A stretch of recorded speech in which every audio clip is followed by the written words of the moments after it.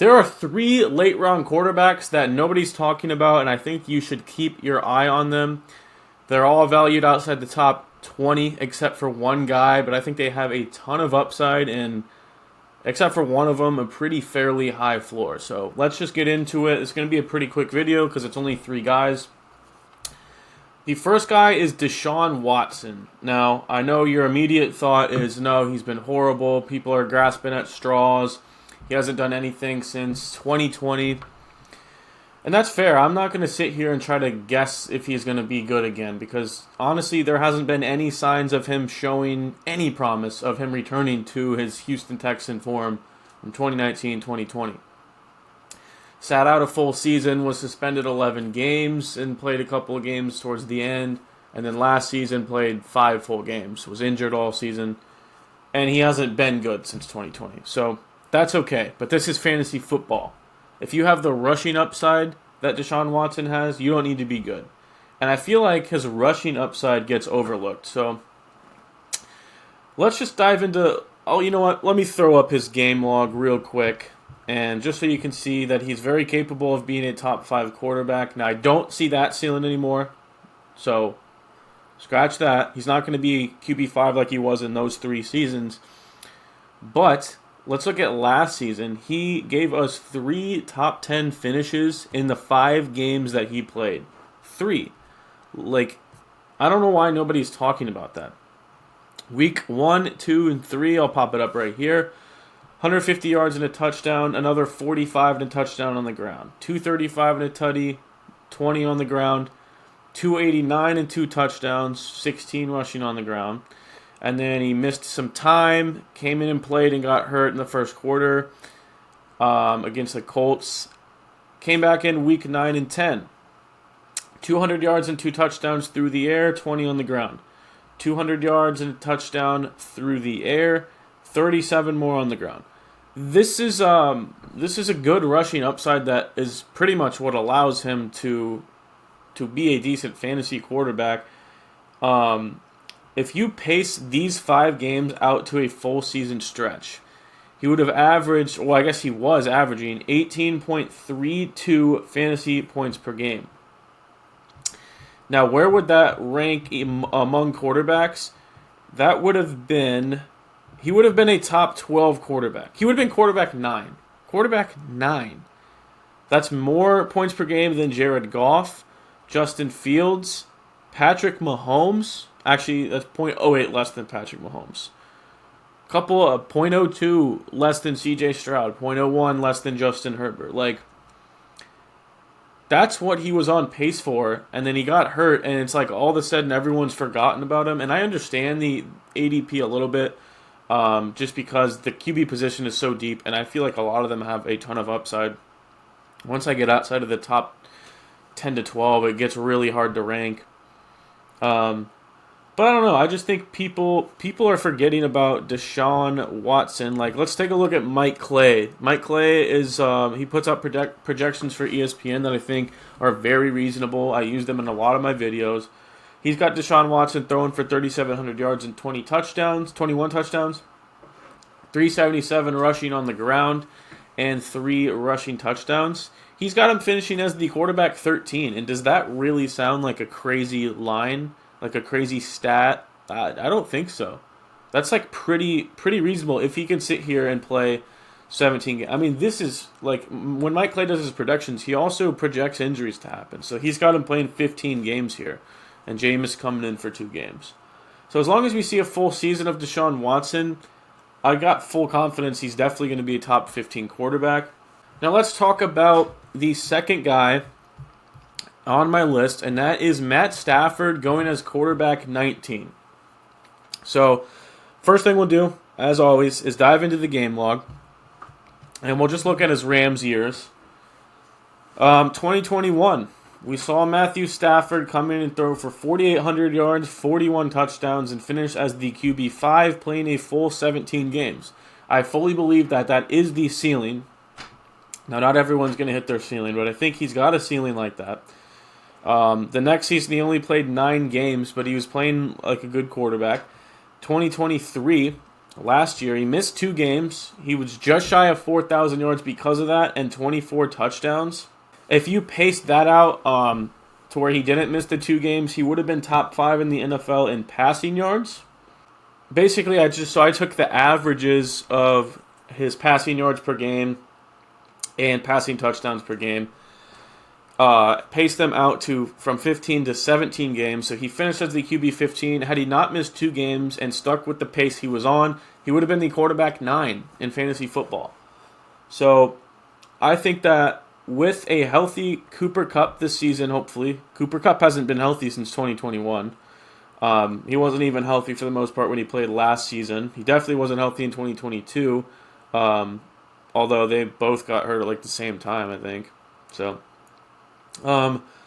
Cooper Kupp and Puka Nacua, that's a very loaded wide receiver room, which I think is beautiful for fantasy football. Provides him with a nice little floor and a very high ceiling. And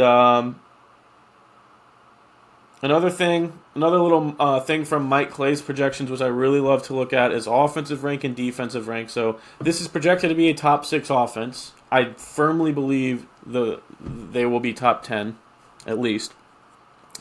Defensive rank, they lost Aaron Donald to retirement this season. They're projected to be a bottom 5 defense in the NFL. Now, whether you believe that or not, stick with bottom 10. I think that's a fair assumption.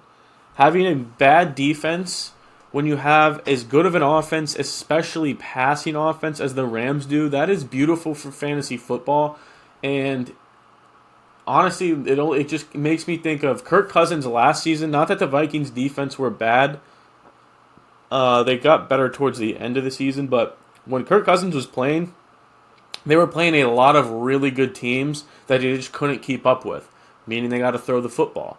And when you have a bad defense, that's what happens. You can't keep up with teams, and you got to start throwing the football. And with a gunslinger like Matthew Stafford, could see this being top 5 in passing yards and touchdowns in the NFL and finishing as a quarterback 1. This is a great value at QB 19.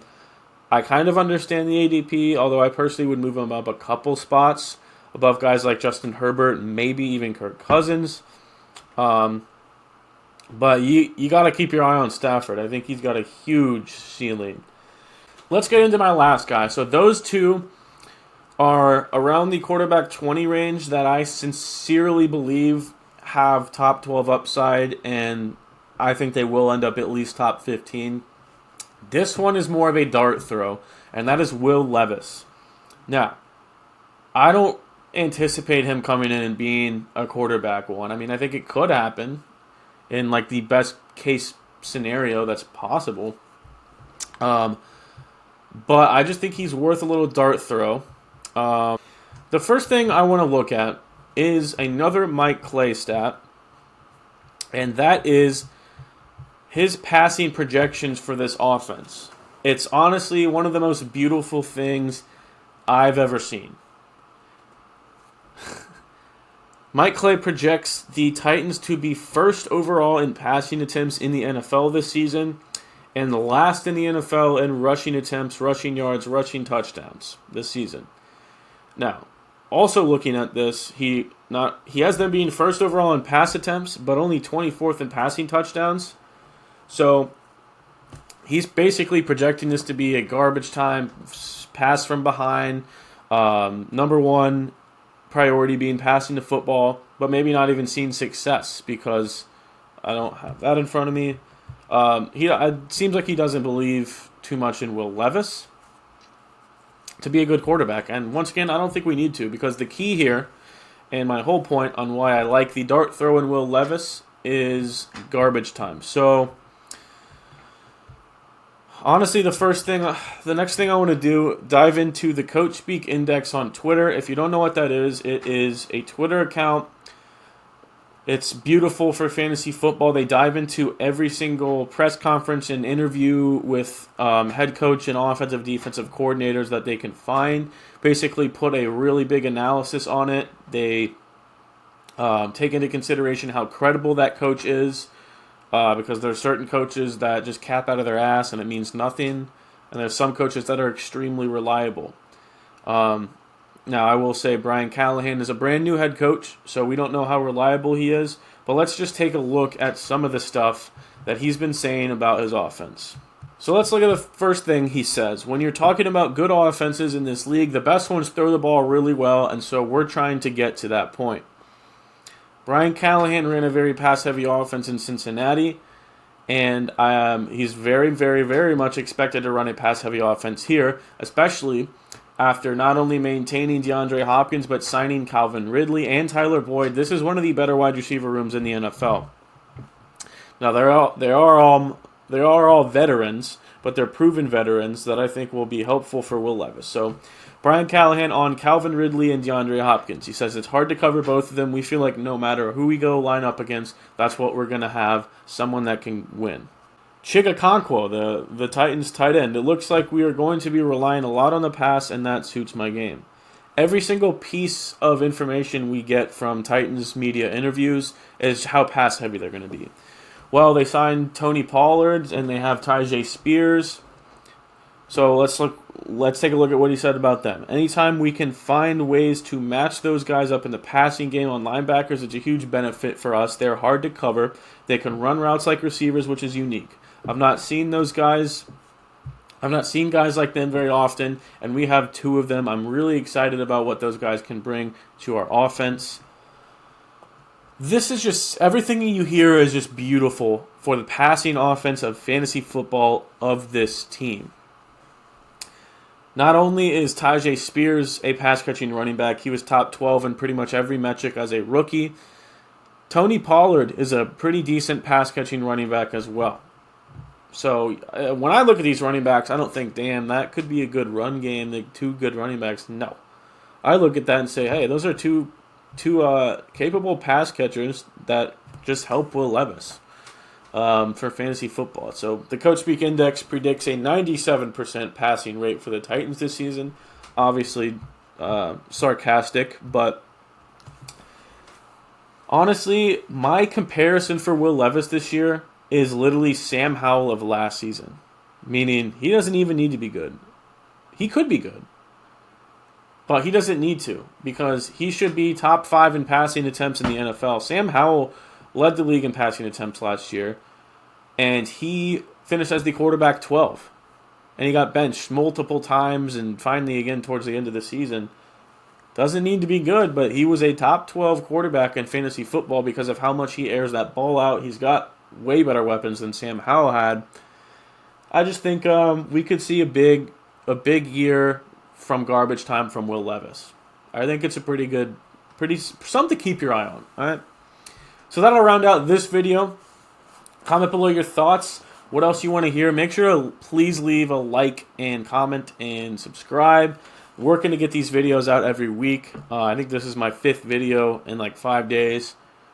So we're going to be doing this up until the NFL season. Would appreciate any help I can get. But thank you guys for listening.